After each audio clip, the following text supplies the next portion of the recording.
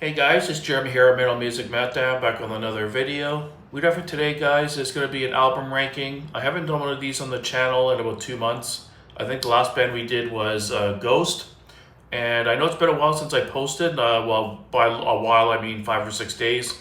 I took a little bit of a breather, had kind of a gap in my schedule for the channel, where there wasn't really any albums to review that were dropping this weekend, just Easter weekend. So I kind of took a breather this week. I listened to a bunch of albums I'll be reviewing on the next week on the 25th, because there's actually about 8 albums dropping on the 25th I really want to review. So I took a breather to listen to a bunch of those that I had advanced copies of, and just kind of refreshing and getting ready to get back into it. So stay tuned for a ton of album reviews coming up. I did get advanced copies for a couple, like 3 or 4 of the albums, so I'll be dropping those kind of during the week leading up to the 25th, and the ones I don't have advanced copies of, I'll be kind of releasing starting on the Friday the 25th and going forward as I review them. But anyways, today we're here to do a album ranking of Megadeth. Formed in '83, everyone knows the story. Mustaine got kicked out of Metallica, formed his own band, and probably the second biggest thrash band of all time based on sales. I do really enjoy Megadeth. I think they're really, really good. Great guitar players throughout their history. I'm not the biggest fan of Mustaine's vocals, but they're just are what they are. But he does write crazy good riffs. He's got a handful of masterpiece albums that I consider all-time thrash classics. But his discography, in my opinion, is kind of hit and miss. He's got a period in the middle of the discography where it's kind of just okay or decent albums. And then in the early period, there's a lot of really good material. And then the latter period, the last like 6 or 7 albums, they've been really hit and miss. Either really bad, or there's a couple of gems in there that I think are really, really good. So let's jump right in, guys. I'm not going to say too much about each album. There is 16 of them, studio albums, so let's kind of go through them based on my ranking. And number 16, might not be no surprise, I have Risk. It's kind of the unanimous kind of least favorite album by most fans of the band. It's not necessarily the worst album I've ever heard in metal in general. It's still better than St. Anger in my opinion. I really enjoy the song Crush 'Em. That's just a classic. It's just a sing-along banger. I do really enjoy that song. It's really, really good. And Prince of Darkness is actually pretty good too. It's a pretty good song too.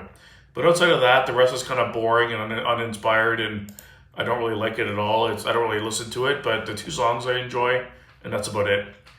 At number 15, I went with Super Collider, another kind of dud in their later period, released in 2013. Pretty cool album artwork, but the songs are just kind of flat and kind of boring to me. I don't really like them.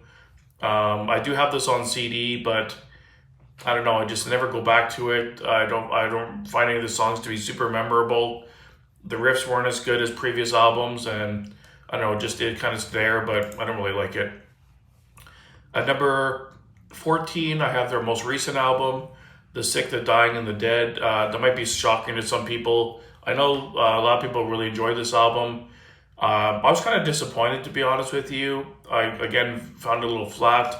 Has some really good riffs in it, but the songs overall as a whole and the album I found forgettable. I didn't really ever go back to it. I didn't get a physical copy of it. I might eventually, just to be a completist, to get the whole discography, but it's just an okay album to me. It's not that great. I'd probably give it like a 6.5 out of 10. It's got some decent tracks, Psychopathy, Life in Hell. It's got a couple okay tracks, but overall, it's a fairly forgettable album. And the next couple here are kind of a group of albums in the middle of their discography who I think are kind of very similar in quality.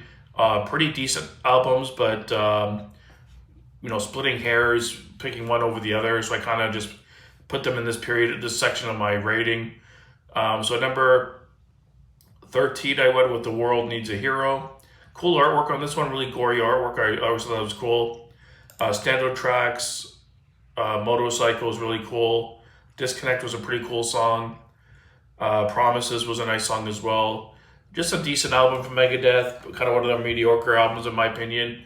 Not a standout in any way, but it's decent. Similar to the next album, at number 12, I went with The System Has Failed. Again, not a bad album, just decent. Got some good tracks, some bad tracks. Uh, Black Metal, The Universe is a decent track. Kick the Chair was okay. Die Dead Enough was good. Of Mice and Men was a decent single. But overall, again, just a mediocre, decent album. Nothing I really go back to too much. Once in a blue moon, I'll stream it and listen to it, but I don't think I don't have it on CD. But just a decent album. Next in line here, we got United Abominations. This one here, a lot of people I think would have a lot higher. I think this album generally gets a lot of love, but for me, I don't know. I just never really connected with this album. It didn't really do as much for me, I guess, as other people did. I did for other people, I should say. The Gears of War was a cool song. Sleepwalker, I enjoyed that song as well. That's a cool song. The title track was a cool song as well. I enjoyed that one as well. But overall, again, in my opinion, just one of their more mediocre albums, kind of in the middle. That's why I put it a little bit lower. And next in line, number 10, we have Cryptic Wings from '97. This, in my opinion, is a pretty underrated album. I really enjoyed this one. It's pretty solid. I love the song Trust. Almost Honest is a good song. Sin is a good song. Mastermind was a cool song. A lot of pretty good bangers on this one. I think this one is an underrated album, in my opinion. And pretty much this point going onwards, this is where, for me, where the more solid material for Megadeth is. Here, going out for the rest, I kind of really enjoyed these albums. Next in line here at number 9, I think it is, we got the album 13, which was released in 2011. One of their latter period albums that I really enjoy. One of the gems later on in their career that kind of stood out to me. Sudden Death, Public Enemy number 1. We the People was good. Never Dead. Some really good tunes on here. The title track 13 is good as well. But just in the latter period, definitely one of the standout albums for me. And next we got at number 8, I think it is, So Far, So Good, So What. Their third studio album released in '88. I think this is another album that a lot of people would have higher. But out of their first 6 albums, this is the only one for me that kind of went further down my list. It's the one album from their opening 6 albums I don't really like as much. It's still one of their better albums, but it's comparing it to the other 5. I definitely think it's the weakest in my opinion. Set the World Afire is cool. In My Darkest Hour is pretty cool. Into the Lungs of Hell. It's got the Anarchy in the UK. Sex Pistols cover, which is kind of interesting. But overall, it's a good album, but it's not a great album. Comparing it, like I said, to their other early material, I think it stands out as a weaker album for sure. And number 7, I think it is, I have Endgame. This is a 12th studio album, which was released in 2009. This was a really strong album late in their career. I really enjoyed this one when it came out. The Day We Fight, 44 Minutes, Head Crusher, Bite the Hand. Just a really, really top to bottom, pretty strong album. Not too many duds on this album. I think every track is pretty solid and definitely one of the gems later in their career. And very similar, the next one, at number 6, I have Dystopia. Really like this album. Easily my favorite from their latter period material. Way better than their last album, in my opinion. That's the first thing I noticed when I heard the newest album. I instantly thought Dystopia was way, way better. The songs are more memorable, really well written. And before Dystopia was Super Collider, so it's kind of like the gem kind of between the two duds, in my opinion, where Mustaine kind of came back pretty quickly and released the material much, much better than the previous album. But overall, easily my favorite of the latter period albums, with the Threat is Real. The title track is amazing. Fatal Illusion's a really good song. Post-American World, Lying in State, Bullet to the Brain. Every song's pretty killer on this one. I don't really skip anything on this one. And easily my favorite from the latter period. At number 5, I went with their debut album, Killing Is My Business and Business Is Good. Really good debut, super angry. You can tell Mustang was pissed off and just kind of trying to prove a point. Killer riffs on this album. I love the raw production and just some really good tunes. The title track's good. These Boots, Mechanics, of course, everyone knows. And The Skull Beneath the Skin, just some really bangers top to bottom. Rattlehead's a big one too. Just some classic early thrash songs, and definitely worth being in the top 5. At number 4, I went with Countdown to Extinction. I really enjoy this album. I think a lot of people would have this even a little bit higher than I have it. But there's some really good tunes on here. Skin on My Teeth, Symphony of Destruction is a big song. But to be honest, guys, Sweating Bullets, I never liked that song. The talking, the spoken word part, I didn't like at all.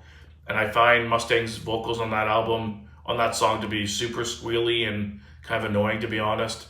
It's one of my least favorite songs by Megadeth. That might be why it's number 4 for me, not a little bit higher.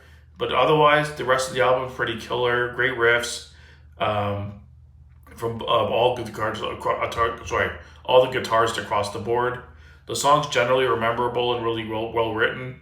Just that one song I'm not a big fan of, to be honest. Number 3, I went with Euthanasia, the 6th studio album. I think this might have been my introduction to the band. It was released in '94, so I would have been 15 at the time. I think this one and Countdown was my first 2 albums I heard from the band. But I really gravitated towards Euthanasia.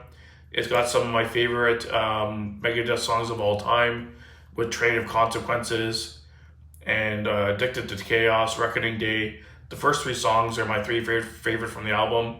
But again, Tout le monde, was another song from Megadeth I never really liked. I just found it kind of weak and not very heavy, and just another song from them I don't really like. But the other songs are killer. Love the first 3 songs on the album. Just 3 bangers back to back, and Euthanasia has always been one of my favorite albums. I love the title track as well. Family Trees is really good too. Some really killer stuff on there. At number 2, I have the 2nd studio album, Peace Sells, But Who's Buying? Always been one of the fans' favorites. Wake Up Dead, The Conjuring, the title track. My Last Words, like Devil's Island, like top to bottom. It's a masterpiece thrash album. Not a weak song on the album. Everything's really thrashy and heavy and intense. Killer artwork as well. Always been my 2nd favorite Megadeth album since I got into the band. Which leaves number 1, obviously Rust in Peace. Maybe an obvious pick, but it's at number 1 for most people for a reason. It's their magnus opus by far. It's the only Megadeth album, in my opinion, that can compete with the first 4 Metallica albums in quality. It's just a beast of an album. Holy Wars is my favorite Megadeth album and one of my favorite thrash songs of all time. It's just so epic, and the guitar riffs are insane. The transitions, the different layers, the different sections, the intensity, the solos, the lead work, everything on that album, on that song kicks ass. Of course, other classes like Hangar 18, Tornado of Souls, like it's just an all-time classic album. Had to be number 1. So let me know down below, guys, how you would rank the Megadeth. If you want to do the whole ranking, you can do your top 5 or top 10. And like I said, stay tuned for a bunch of album rankings. Like I said, on the 25th, I've got 8 albums dropping on the 25th that I wanted to review and listen to. So just to give you an idea of what to expect coming up, we've got the new Phantom album. We've got the Sweet Teaser album reviewing. We've got the new Elevate album dropping on the 25th with the new Ghost, the new Cancer album. I can't remember the other ones now. I'm drawing a blank. But there's a couple other ones as well. But stay tuned for those. Kind of spread it over the next week or 2. And thanks for watching, guys. Keep it metal.